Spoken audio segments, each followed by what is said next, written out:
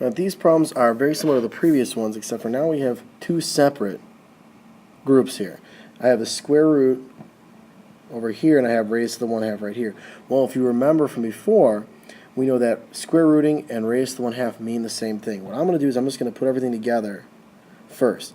8 times 4 is 32.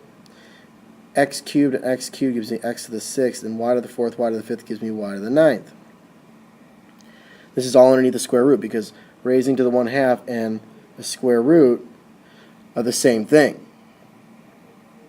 Well, now I can simplify. 32, let's break that down to 16 and 2.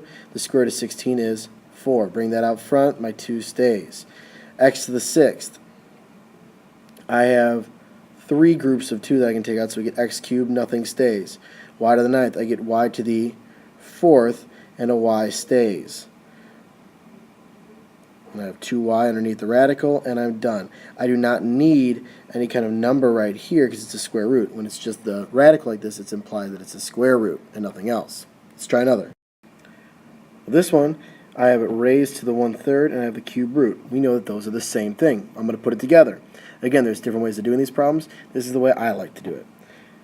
I'm going to have the cube root of 28 times 7, which is 196. X squared and x to the 9th gives me x to the 11th. Y and y cubed gives me y to the 4th. Try to take the cube root or take out a perfect cube from 196. It's not divisible by 8, which is a perfect cube. It's not divisible by 27. It's not divisible by 64. Not divisible by 125. So really, I can't do anything with the 196. It's just going to stay.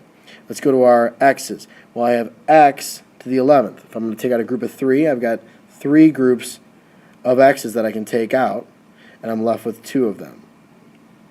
And then I have y to the 4th. I can take out 1 group of of y's, and I'm left with 1 in the radical. Then I have the cube root of 196 x squared y. And here's my final answer. Big thing, this cube right here, this is part of the cube root, not y cubed, it's the cube root. Okay, that 3 goes with the radical here, not as an exponent here, it's a radical. The 3 goes with the radical, it means that it's a cubed root. And there you have it.